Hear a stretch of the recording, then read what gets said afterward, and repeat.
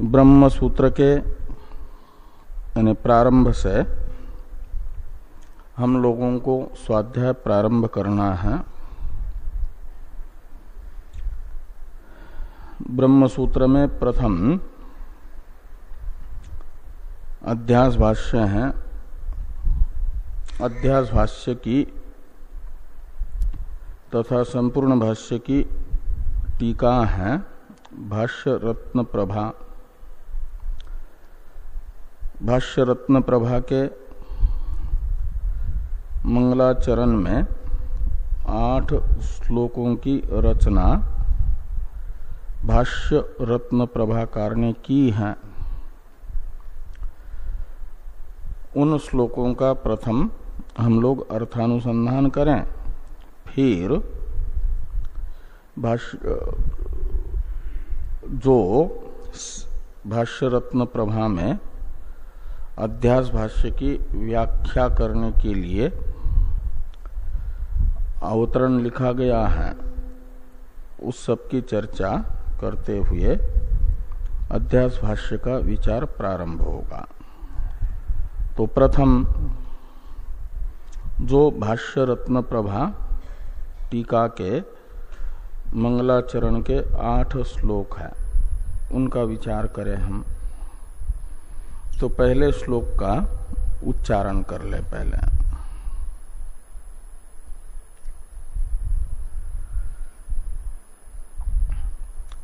यमिह कारुणिकं शरणं गतो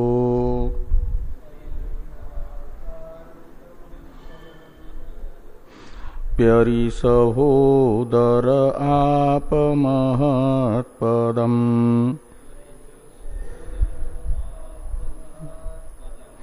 तमहमासु हरिं परमाश्रये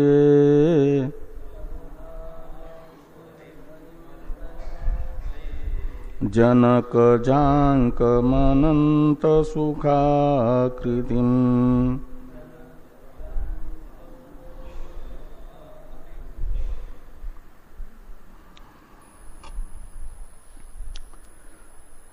तो ये प्रथम श्लोक है।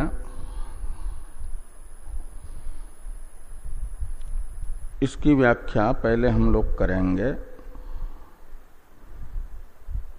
व्याख्या करने का अर्थ है जिस ग्रंथ का व्याख्यान किया जा रहा है उस ग्रंथ संबंधी 5 कृत्यों को संपन्न करना।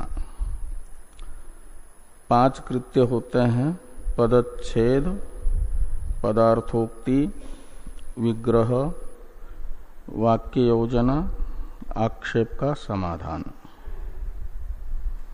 इन 5 कृत्यों को संपन्न करना माना जाता है उस व्याख्या ग्रंथ की व्याख्या हुई। यहाँ व्याख्या है इन 8 श्लोकों में से अभी पहला श्लोक। इसकी व्याख्या करनी है तो इस संबंधी 5 कृत्यों को संपन्न करना। पहला कृत्य है पदकृत्य, पदच्छेद।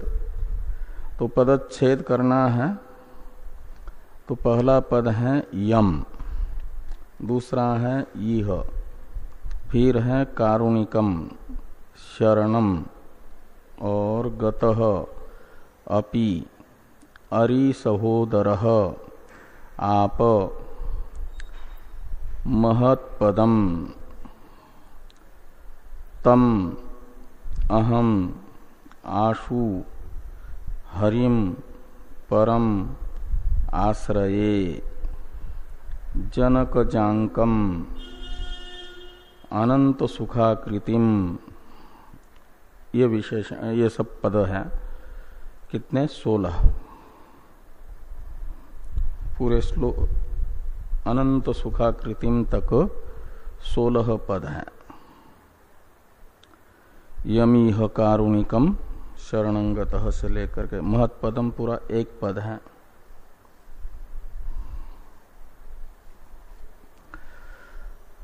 तो ये पदच्छेद हुआ। तो फिर पदार्थोक्ति में पद की विभक्ति आदि के विषय में चर्चा होती है। तो यम तो यत शब्द का द्वितीय का एक वचन है, इह अव्यय है, इदम शब्द का ही इह रूप बना है।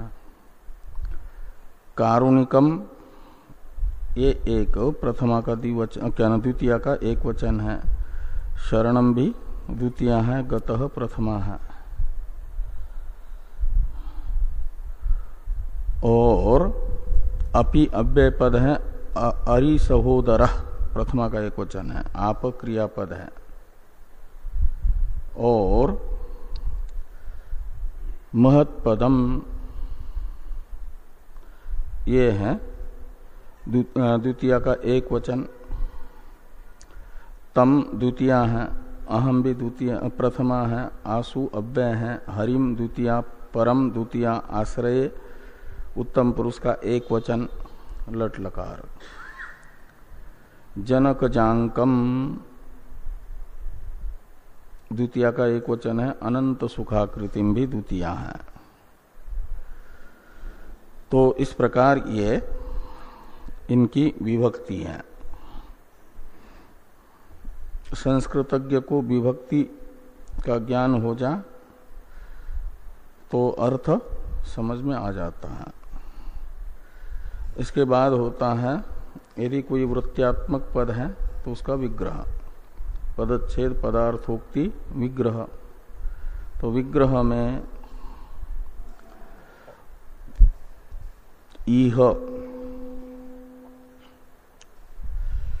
ये है तद्धित वृत्ति। वृत्त्यात्मक पद के अर्थ को बताने वाले वाक्य को कहा जाता है विग्रह। संस्कृत में दो प्रकार के पद होते हैं, वृत्त्यात्मक और अवृत्त्यात्मक। वृत्त्यात्मक पदों के अवान्तर 5 भेद हैं। वृत्त्यात्मक पदों के 5 भेद, उनमें कृत यानी कृदंत शब्द, कृत प्रत्यय होते हैं कुछ, तद्धित प्रत्यांत शब्द वृत्ति कहलाते हैं। दूसरी वृत्ति, पहली है कृदंत, तद्धितांत। एक शेष होता है, वो भी वृत्ति मानी जाती है। और समास और सनादि धातु रूपा, सनाद्यंत धातु रूपा। इस प्रकार ये 5 वृत्तियां होती हैं। उसमें से यम ये तो अवृत्त्यात्मक पद है। तो जितने वृत्त्यात्मक पद हैं वे इन 5 प्रकार में से किसी न किसी प्रकार के होंगे। तो ईह ये एक वृत्त्यात्मक पद है।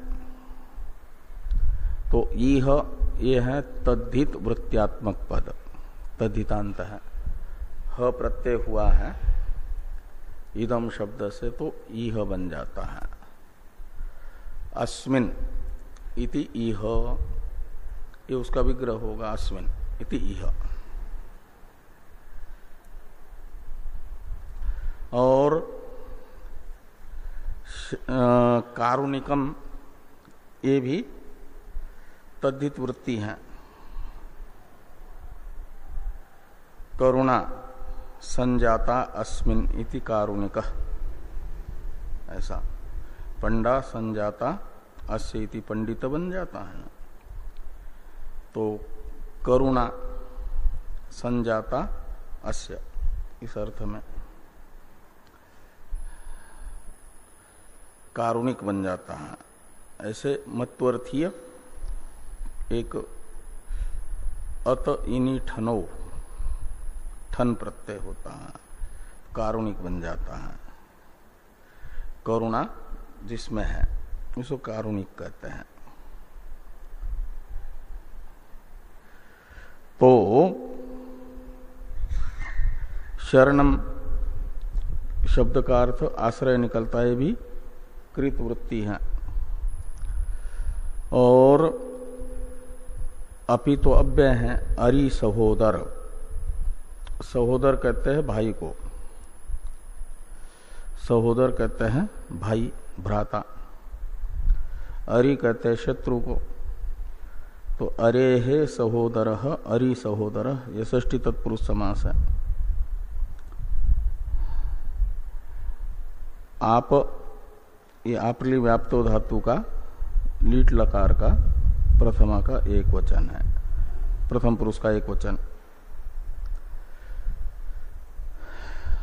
महत्पदम में कर्मधारय समास है, महच्च तत्पदं चेति महत्पदम। और तम अहम ये द्वितीया है, ये सब इसमें समास नहीं, क्या नाम, विग्रह वृत्ति नहीं है। ये आसु ये भी वृत्ति नहीं है। हरिम हरति दुखानि इति हरि, ऐसे कृत वृत्ति ह्री हरणे धातु से कर्तार्थ में इन प्रत्यय करके हरि शब्द बना, तो बन गया हरति पापानि इति हरिम, हरि तम हरिम। परम ये द्वितीया है। और आश्रय आंग उपसर्ग पूर्वक श्रीय सेवायाम धातु से आश्रय बना है, उत्तम पुरुष का एक वचन। जनक जांकम, जनकात जाता जनक जा,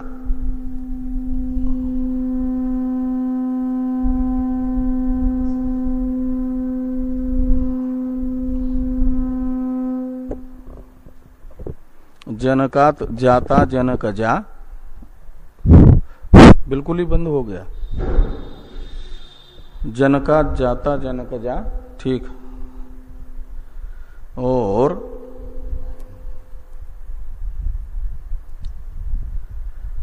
जनक जा अंके यस्य, स जनक जांक, जनक जा है सीता जी, वो है अंक में, यानी बाजू में जिनके, उनको जनक जांक कहता है। राम जी, हाँ हाँ, बहुरी षष्ठी, क्या नाम, बहुरी समास है। जनक जा अंके यस्य, असो जनक जांक तम जनक जांकम। अनंत सुखाकृतिम, अनंतंच तत्सुखंच इति अनंत सुखम। और अनंत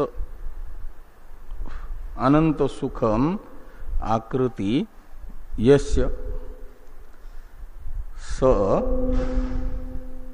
अनंत सुखाकृति तम अनंत सुखाकृतिम, ऐसा समास है।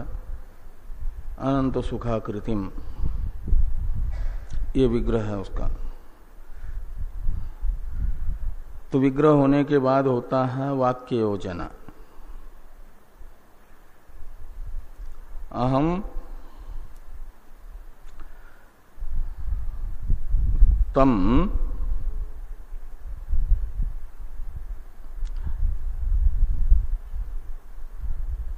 हरिम आश्रये, ऐसा अन्वय करिए। अहम तम हरिम आश्रये,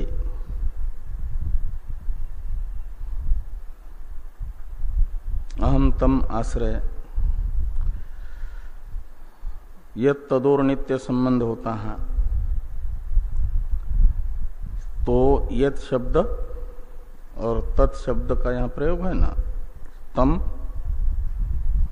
तो तम कौन, तो उसको बताने के लिए है इह यम कारुणिकम शरणं गतः अरि सहोदरोपि महत्पदम आप तम अहम शरणम अहम आश्रय, ऐसा अन्वय करिए। और तम के विशेषण है, यानी हरिम, तम हरिम आश्रय ये है। वो हरि का विशेषण है परम जनक जांकम अनंत सुखाकृतिम, तम हरिम अहम आश्रय। तो इस प्रकार ये अन्वय होगा कि इह यम कारुणिकम शरणं गतः अरि सहोदरोपि महत्पदम आप तम परम हरिम जनकजांकम अनंत सुखाकृतिम अहम आश्रये। हाँ, अहम आसु आश्रय, ऐसा अन्वय करिए। अहम आसु आश्रय। आशु क्रिया विशेषण है, क्रिया विशेषण। अहम आसु आश्रय। आशु कहते हैं शीघ्र को, तत्काल, जल, अविलंब। तो अर्थ निकलेगा इह यानी अस्मिन लोके संसारे, इस संसार में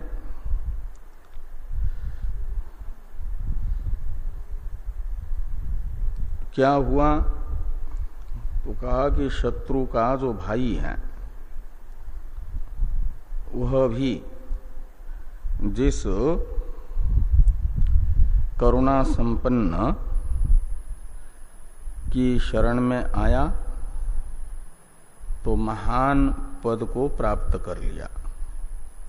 महत्पदम आप। तो राम जी के अरि हैं, शत्रु हैं रावण। अरि यानी शत्रु, अरि सहोदर यानी रावण का भाई विभीषण। वो राम की शरण आए और राम ऐसे करुणा संपन्न हैं, करुणा से युक्त हैं कि अपनी शरण आए हुए शत्रु के भाई को ही राज्याभिषेक तो कर ही दिया, लेकिन चिरंजीव बना दिया। हनुमान जी के साथ साथ विभीषण भी चिरंजीव है।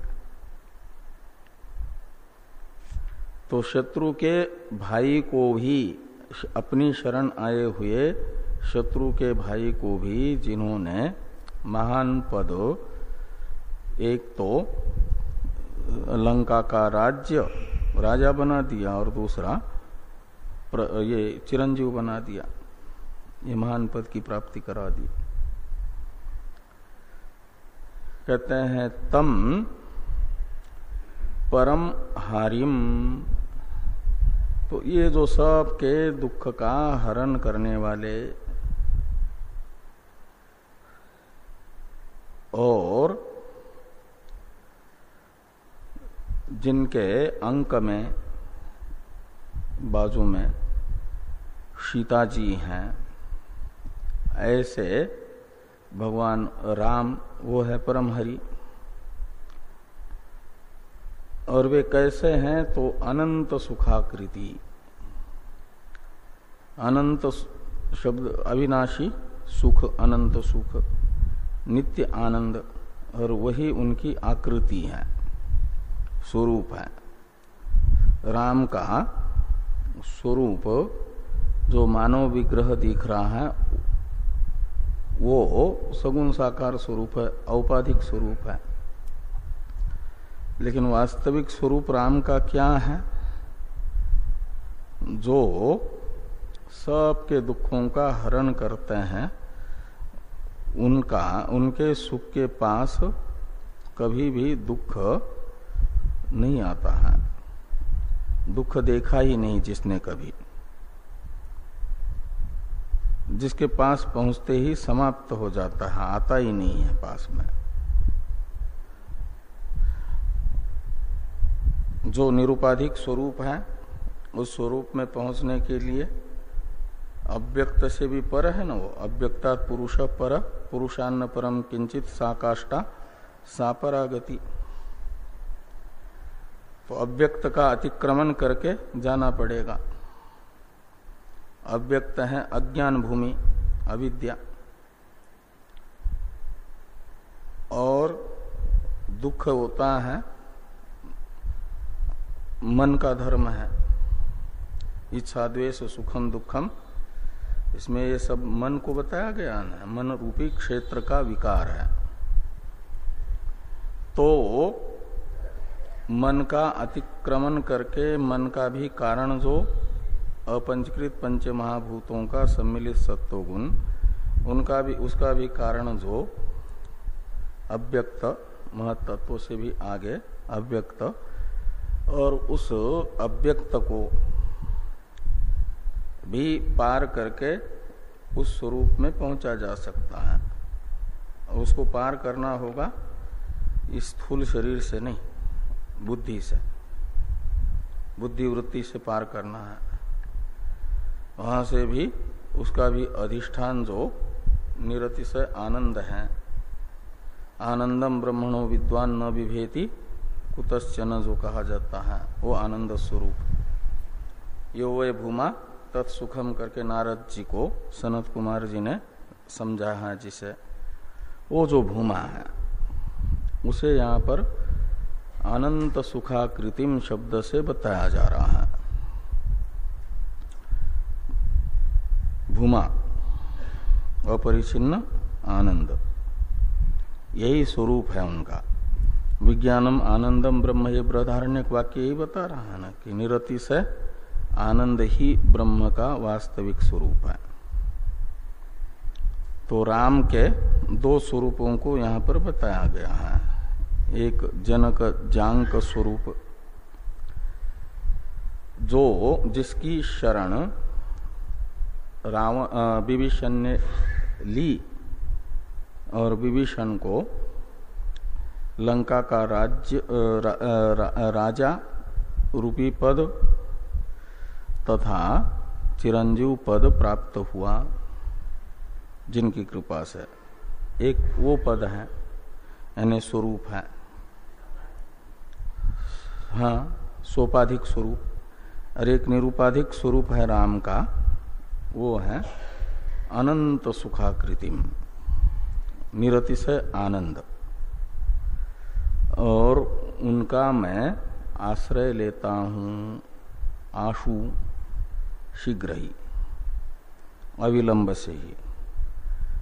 उनका आश्रय लेना है, अपनी अहंता को उनके यानी निरतिशय आनंद रूपी आस्पद में स्थापित करना, निरतिशय आनंद स्वरूप को अपनी अहंता का आलंबन बनाना, जिसे निधिध्यासन कहा जाता है। अनात्मा उपाधि मात्र से अपनी अहम वृत्ति को निकाल करके निरतिशय अनंत सुखाकृति जिसको बताया जा रहा है, उसी में अपनी अहम वृत्ति को स्थापित करना, ये है अनंत सुखाकृति का आश्रय लेना।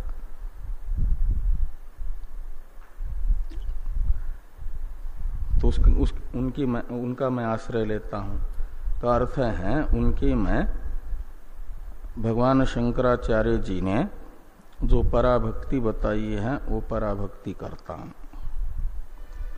विवेक चूड़ामणि में पराभक्ति बताई, स्वस्वरूपानुसंधानम भक्तिरित्य विधीयते, मोक्ष साधन सामग्र्याम भक्तिरेव गरीयसी स्वस्वरूपानुसंधानम भक्तिरित्य भी धीयते।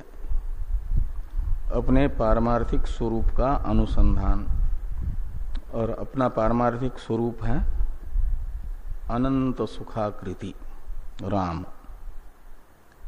वो जो अनंत सुखाकृति राम है, उनका मैं आत्म रूप से ग्रहण करता हूं। ये अनंत सुखाकृतिम आशु आश्रये का अर्थ है। तो इस प्रकार ये यमीह कारुणिकम शरणं गतो पेरिसहोदरो आपमहत्पदम तमहमासु हरिं परमाश्रये जनक जांकमनंत सुखाकृतिम। इस श्लोक की व्याख्या हुई। ओंकारेश्वर में महाराज जी ने इसे रोज की प्रार्थना में रखा है। जैसे अपने यहाँ राम जी का तुलसी मानस का एक पाठ है ना, यत सत्वाद अमृषैव भाति, शुरुआत क्या है? यन माया वशवर्ति विश्वमखिलम, रामायण का है ना, तुलसी रामायण का, वो रखा है राम जी के सामने प्रार्थना में। ऐसे ये वहां पर रखा है ओंकारेश्वर में। एक ये है, एक और भी है, एक अपने यहाँ रखा है प्रसन्नताम यान गताभिषेकत, वो इसमें आता है शायद, बीच बीच में मंगलाचरण की नहीं, 8 में नहीं है, और हर एक पाद के प्रारंभ आदि में। तो ये शुरू वाला ओंकारेश्वर के प्रार्थना वाले में भी मिलेगा, यमी ह कारुणिकम। अब दूसरा श्लोक है, इसका उच्चारण कर लें। श्री गौर्या सकलार्थदम निजपदाम भोजेन मुक्ति प्रदम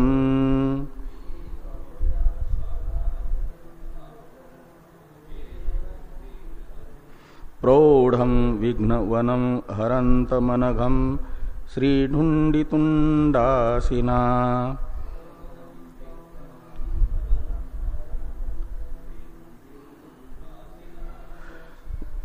वंदे चर्मकपालिकोपकरणैर्वैराग्यसौख्यात्परम्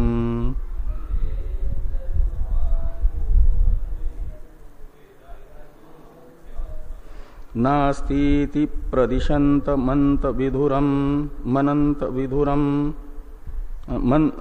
नास्तीति प्रदिशन्तमन्तविधुरं श्रीकाशिकेशं शिवम्।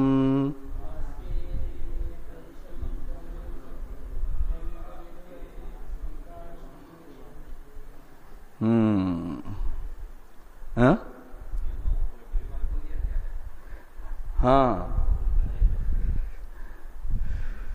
तो राम जी का आश्रय लिया प्रथम में, एक प्रकार से यहाँ पर वस्तु निर्देशात्मक मंगलाचरण किया है। निरतिशय आनंद स्वरूप उनके इष्टदेव राम है का मतलब उपनिषदों के ब्रह्म है, और ब्रह्म सूत्र का प्रतिपाद्य विषय है ब्रह्मात्म एकत्व, और अनंत सुखाकृतिम अहम आश्रय, इसमें मैं के रूप में उस निरतिशय आनंद स्वरूप राम का मैं आश्रय लेता हूं, से एक प्रकार से जीव को अनंत सुखाकृति ब्रह्म से अभिन्न बताया, ब्रह्मात्म एकत्व बताया। यही यहाँ का विषय है।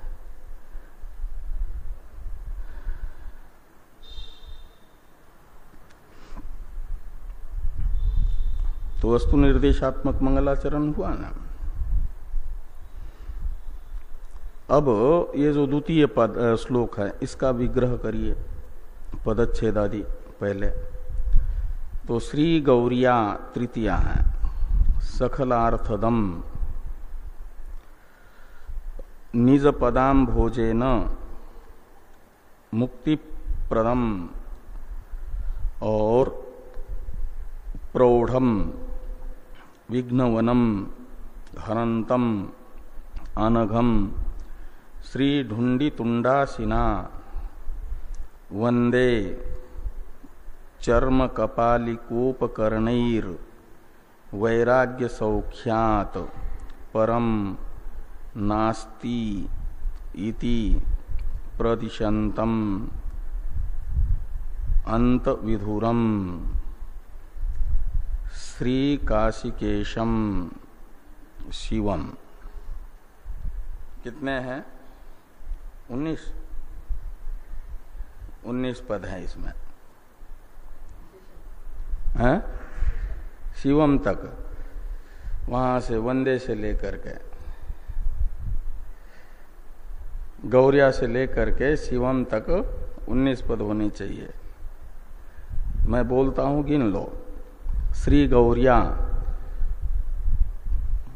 सकलार्थदम निज पदाम भोजेन मुक्तिप्रदम प्रौढ़म विघ्नवनम हरंतम अनघम श्री ढुंडितुंडासिना वंदे चर्म कपालिकोपकर्णैर वैराग्य सौख्यात और परम नास्ति इति प्रदिशंतम अंत विधुरम श्री काशिकेशम और शिवम।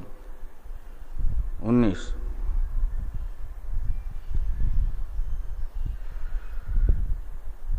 तो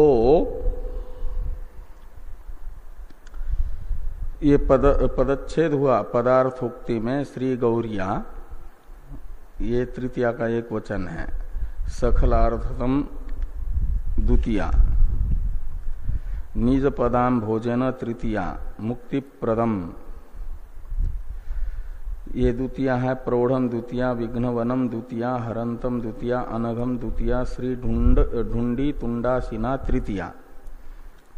वंदे क्रियापद, चर्म कपालिकोपकर्णैर तृतीया, वैराग्य सौख्यात पंचमी, परम प्रथमा, नास्ति। अच्छा ये 20 पद है। न एक अलग निकलेगा, अस्ति एक अलग निकलेगा। नास्ति एक गिना था ना, तो न और अस्ति तो 20 है। अस्ति इति और ये सौख्यात पंचमी है, परम प्रथमा है, न अव्यय है, अस्ति क्रियापद है, इति अव्यय है। और प्रदिशंतम द्वितीया है, अंत विधुरम द्वितीया है, श्री काशिकेशम ये भी द्वितीया है, शिवम द्वितीया है। ऐसे इनका पदच्छेद है। 20 पद है। तो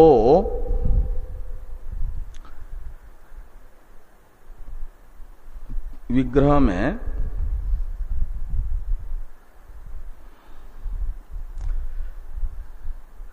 ये श्री गौरी, श्रीमती चासो गौरी च इति श्री गौरी मध्यम पद लोपी समास है। जैसे श्री नमः श्री शंकरानंद गुरुपादाम्बुजन मने में श्री शंकरानंद में श्रीमांस चासो शंकरानंदश्च इति श्री शंकरानंद बना। मान पद का लोप हो गया, मान का। ऐसे ही यहां पर श्रीमती चासो गौरी च इति श्री गौरी और तया श्री गौरिया तृतीया का एक वचन है। अर्थम यानी अभिप्सितम, अर्थ शब्द का अर्थ है अभिप्सित, अर्थ शब्द का अर्थ निकला। और सकलश्चासो अर्थस्येति सकलार्थ यानी सभी अभिप्सित, सकलार्थ शब्द का अर्थ निकलेगा। जो भी हम चाहते हैं वो सब सकलार्थ शब्द का अर्थ निकलेगा। समस्त अभिष्ट सकलार्थ, और सकलार्थम ददाति, यह स सकलार्थद तम सकलार्थदम, ये सब शिवम के विशेषण है। द्वितीयांत जितने भी हैं। शिवम वंदे, वंदे का कर्ता है अहम। ये उत्तम पुरुष है ना, कहीं अहम का प्रयोग नहीं है श्लोक में, लेकिन कर्ता हो जाएगा अहम ही। वो तो अस्मदि उत्तम सूत्र से उत्तम पुरुष हुआ है ना, वो अस्मद शब्द का प्रयोग हो या न हो, वो हो जाता है उत्तम पुरुष। उत्तम पुरुष का प्रयोग हुआ है। तो अहम शिवम वंदे ऐसा अन्वय है। बाकी जितने द्वितीयांत हैं उनका अन्वय करिए शिवम के साथ। तो कुछ तो क्रियापद उसमें जाएंगे, क्रिया के साथ कर्म के रूप में अनित हो गए, तो सकलार्थदम शिवम अहम वंदे, ऐसा अन्वय जाएगा। निज पदाम भोजेन तृतीया है, इसमें निजस्य पदः पदौ इति निजस्य पादौ इति निज पदौ, ये बन जाता है स्वयं के जो चरण है, और वही अम्बुज है, अम्भोज है। अम्भोज है का मतलब कमल है, चरण कमल। तो निज पदाम्भोज शब्द का अर्थ निकलेगा चरण कमल।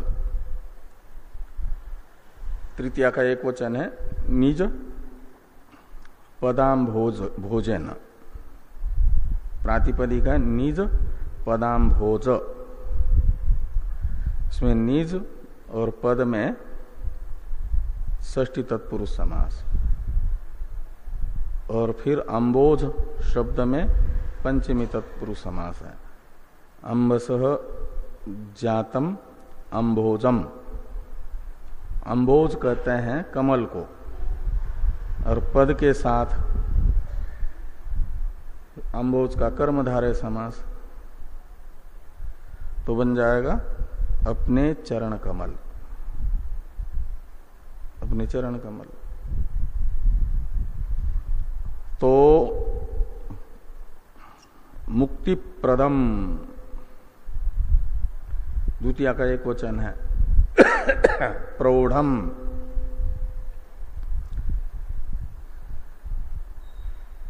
ये प्रउपसर्ग और ऊढ़, वह धातु से वो अक्त वगैरह होकर के ऊढ़ बन जाता है, प्रौढ़ बन जाता है। प्रादु होढ़ो ढैसे सु से वृद्धि हो गई है, एक वार्तिक आता है लघु सिद्धांत कौमुदी में। तो प्रौढ़म प्रकर्षेण ऊढ़ इति प्रौढ़, ऐसा लगाना। और विघ्नवनम, विघ्नवनम का विशेषण है प्रौढ़म, विघ्नवनम का विशेषण है प्रौढ़म विघ्नवनम, यानी बलवान जो विघ्न का जंगल है और उसका हरण करने वाला, विघ्न का नाश करने वाला। हरंतम, ये प्रौढ़म विघ्नवनम हरंतम, ये हरंतम विशेषण है शिवम का, और हरंतम का कर्म है विघ्नवनम, विघ्नानाम वनम विघ्नवनम, हरंतम शिवम अहम वंदे, ऐसा अन्वय है। और ये हरंतम का कर्म रूप जो विघ्नवन है उसका विशेषण है प्रौढ़म विघ्नवनम हरंतम। ऐसे ही कोमल कोमल कहीं अंकुरित हुए हैं अभी अभी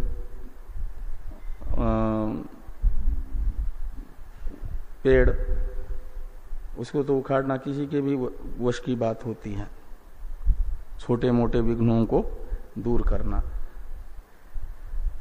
लेकिन जो हजारों वर्ष पुराने पेड़ हैं, अच्छी जड़ें जमी हुई है जिनकी, एक एक विघ्न को एक एक पेड़ के तरह बताया है, और वो भी ऐसा पेड़ वटवृक्ष, विशाल वटवृक्षों के तरह, ये दिखाने के लिए प्रौढ़, ये विशेषण है ना। और प्रौढ़ विघ्न वन है, ऐसे एक दो विघ्नों का जंगल नहीं, समूह नहीं, अपितु बड़े बड़े विघ्नों का जो समूह। वन शब्द का अर्थ होता है पेड़ों का जंगल, और यहाँ विघ्नों का जंगल है। विघ्नों का जंगल यानी समूह है, और छोटे मोटे विघ्नों का समूह नहीं, प्रौढ़ विघ्नों का समूह, और उसको हरंतम शिवम अहम वंदे, ऐसा अन्वय हो रहा।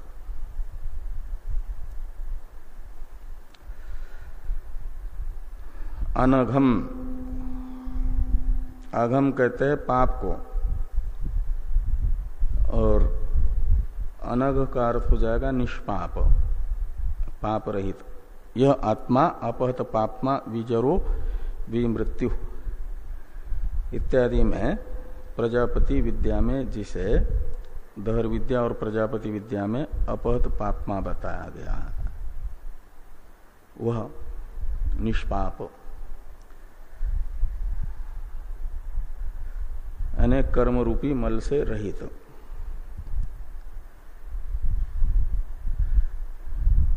श्रिया सहित ढूंढी इति श्री ढूंढी, ऐसा करिए, श्री सहित ढूंढी यानी ढूंढी राज गणेश, ढूंढी गणेश जी का नाम है।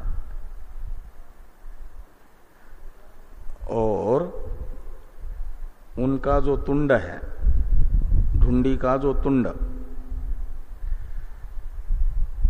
वो तुंड ही है असी, तलवार। गणेश जी का तुंड वो है असी, हाँ हाँ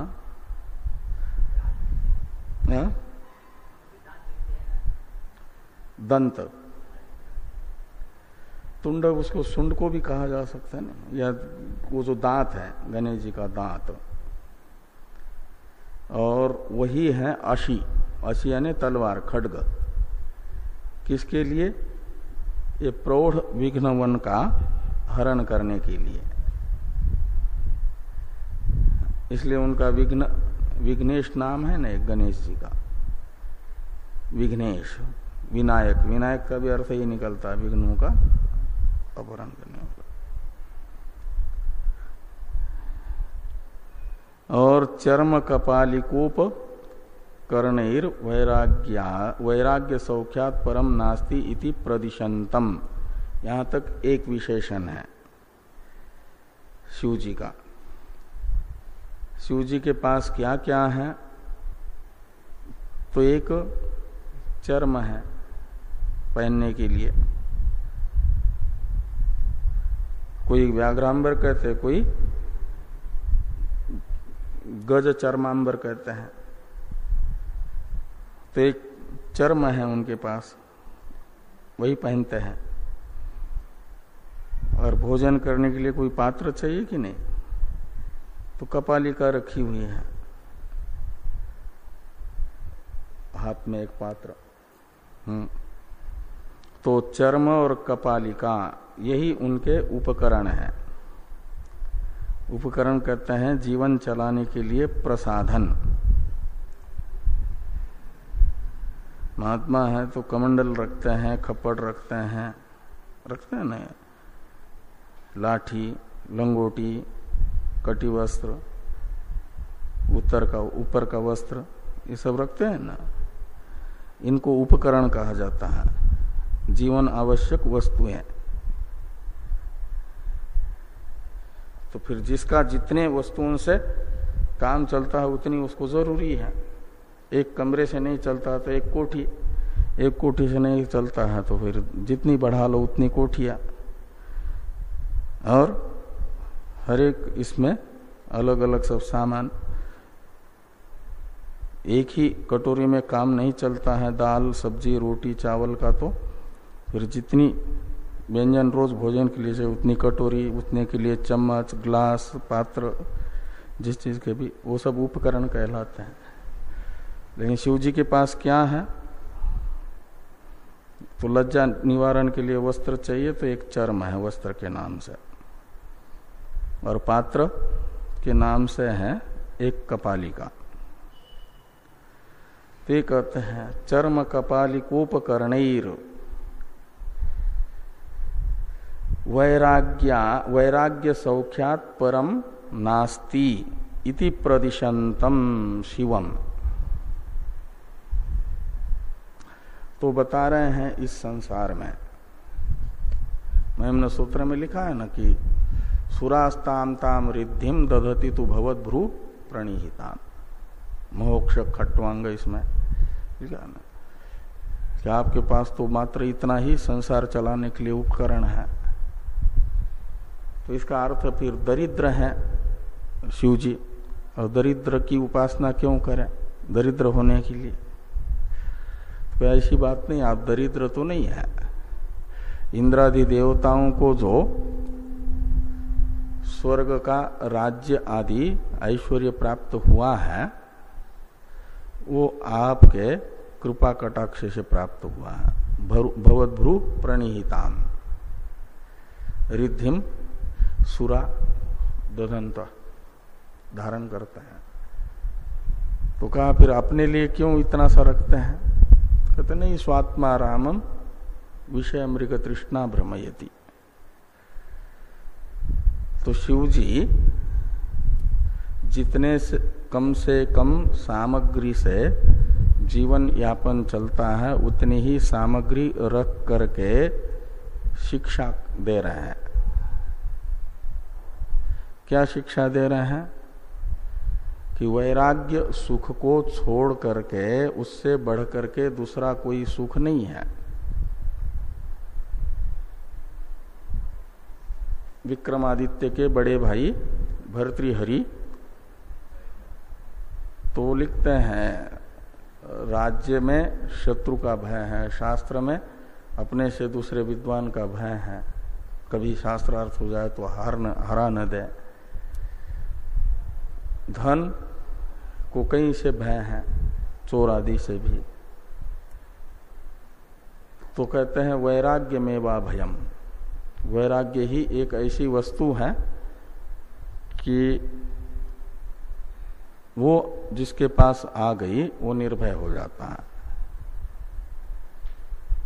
वैराग्य सुख। और ऐसे ही जगत को भगवान शिव जी ये शिक्षा देना चाहते हैं कि वैराग्य सुख को छोड़ करके और कुछ बड़ा सुख है नहीं। शिव जी से ही ये शिक्षा लेकर के भर्तृहरि जी ने लिखा। वो तो चक्रवर्ती राजा थे, सारा कुछ देख लिया था संसार का, और फिर लिखते हैं कि वैराग्य में वा भयम। शिव जी ही बता रहे हैं, शिव जी की शिक्षा को इन्होंने प्राप्त कर लिया भर्तृहरि जी ने। वो तो बताते जा रहे हैं, पढ़ाते जा रहे हैं, सिखाते जा रहे हैं। वैराग्य सुख को छोड़ करके दूसरा कोई सुख नहीं है। बार बार फिर समाधि में रहते हैं कैलाश में शिव जी, लेकिन असुरों से त्रस्त हुए, पराजित हुए देवता फिर जैसी तैसी यत्न करके शिव जी की समाधि खोल करके विषय सुख के लिए, उनकी सुरक्षा करने के लिए, एक तो प्राप्त करने के लिए, योग के लिए भी और क्षेम के लिए भी उनकी समाधि खोलते रहते हैं। लेकिन शिव जी हैं, वो शिक्षा दे रहे हैं। कोई कोई ग्रहण करता है भर्तृहरि जी जैसा, भर्तृहरि जी ने ग्रहण कर लिया। ये यहां पर बताया जा रहा है कि चर्म कपालिका रूप उपकरण को अपने पास रख करके जगत को यह शिक्षा दे रहे हैं, प्रशिक्षण दे रहे हैं, उपदेश दे रहे हैं। क्या?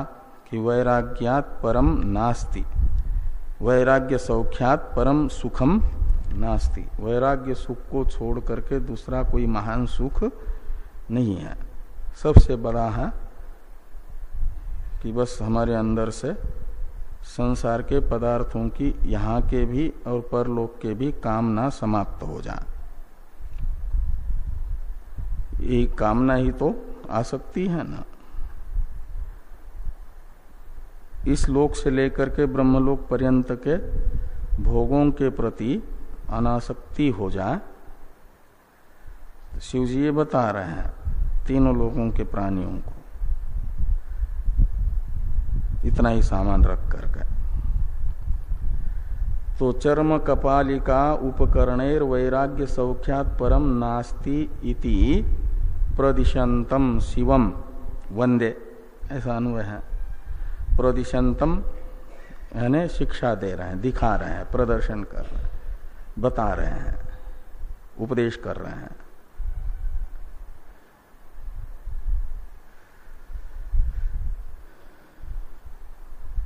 और अंत विधुरम, और श्री काशिकेशम, तो काशिका के स्वामी हैं श्री काशिकेशम। और अंत विधुरम का अर्थ है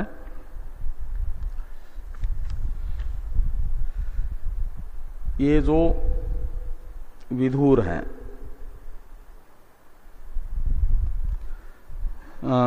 विधुर शब्द के कई एक अर्थ बताए गए हैं। उनमें से विधुर होता है एक दुखी भी, दुखी। और दुखियों का जो दुख है, यद्यपि विघ्नवनम हरंतम उससे आ जाता है वो, तो अंत विधुरम से वो लिया जा सकता है। अंत शब्द के भी कई एक अर्थ निकलते हैं, तो निकट में है। विधुर एक चंद्रमा को भी कहते हैं ना, ठीक है, नहीं वो तो विधि, विधु है क्या? हाँ, वो तो विधुर कहते ही हैं, उनको भी विधुर कहते हैं, ठीक ही कह रहे हैं आप, कोश में लिखा हुआ है। और एक विधुर शब्द का कोश में अर्थ किया है जगत में जिस पर प्रेम करने वाला कोई नहीं है, हैं? हाँ, विधुराधिकरण है वो, उसी अर्थ में जो बताया जा रहा है उनको, अनाश्रमी नहीं रहना चाहिए उसको बताने के लिए। तो विधुर शब्द का एक अर्थ ऐसा भी निकलता है जगत में जिस पर प्रेम करने वाला कोई नहीं है, ऐसा व्यक्ति। विधुर शब्द का एक अर्थ कोश में ये भी है। और अंत शब्द का अर्थ होता है निकट, तो जिसका संसार में कोई नहीं है, जिस पर प्रेम करने वाला कोई ना कोई हो, उसके लिए तो कोई ना कोई है संसार में। जिसका संसार में कोई नहीं है उसके लिए अंत यानी निकट है जो, ऐसा भी किया जाता। का मतलब जो संसार में तुच्छ है, संसार के द्वारा बहिष्कृत है, उसे अपनाने वाला, इस अर्थ में भी। हाँ, भूतों को कोई अपने घर में नहीं रख सकता ठीक है। और संसार में कोई भी स्मशान से प्रेम नहीं कर सकता। स्मशान को कोई चाहेगा? नहीं चाहता। तो विधुर उस स्थान को भी कहा जा सकता है जिसे संसार का कोई नहीं चाहता है। कोई नहीं चाहता संसार का कि हमें स्मशान मिले, स्मशान में जाना पड़े, लेकिन जाना पड़ता है वो अलग बात, लेकिन कोई नहीं चाहता। स्मशान से कोई प्रेम नहीं करता। और कोई भी व्यक्ति खाली रहेगा आवश्यक कार्य करके, तो उसको खोजना होगा। यदि कहीं कोई क्रिकेटर है, उसका होमवर्क आदि सब हो गया, घर अभी खाली 2-3 घंटे हैं उसके पास, तो उसको खोजना होगा तो कहाँ मिलेगा? वो क्रिकेट के मैदान पर मिलेगा। कोई बचपन में ही क्रिकेट का प्रेमी है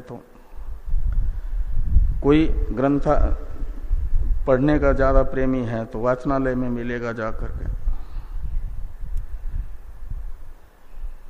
लेकिन संसार के व्यक्ति जिनको स्मशान में कोई नहीं मिलेंगे, स्मशान तो वीरान होता है, वहां कोई नहीं मिलता, मजबूरी में गए हुए लोग ही मिलेंगे जिनको जाना पड़ता हो, वो किसी को शौक नहीं होता स्मशान में समय बिताने का। लेकिन शिव जी को खोजना होगा तो कहाँ मिलते हैं? तो शिवम स्तोत्र में कहा गया, स्मशानेश्वा क्रीड़ा स्मरहर पिशाचा सहचरा। वो है संसार में प्राणी जिसे नहीं चाहते हैं उसे प्रेम करने वाला। स्मशान से किसी का प्रेम नहीं है और शिवजी वहीं जाकर के अपना समय गुजारते हैं। स्मशानेषु आक्रीड़ा। भूतों के साथ कोई समय नहीं गुजारना चाहेगा, लेकिन वो खेलते हैं, सहचरा उनके भूत पिशाच हैं। इसलिए अंत विधुर है वो। संसार में जो जिसको कोई नहीं चाहता उसको अपनाने वाले, उसको अपना निकटवर्ती बनाने वाले, वो है अंत विधुर।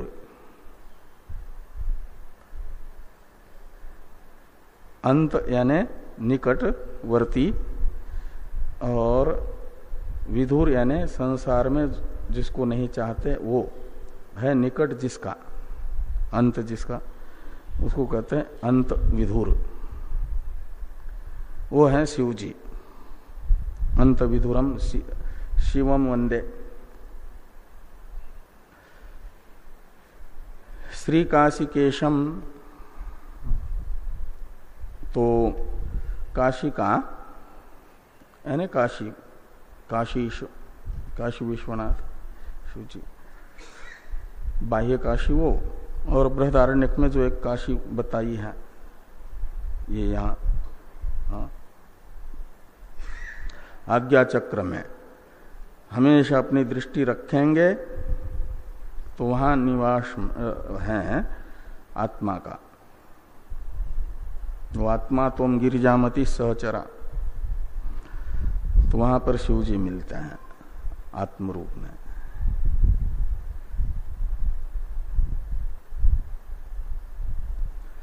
तो काशी का काशिकेशम, काशिका के ईश्वर यानी काशी विश्वेश्वर शिवम वंदे।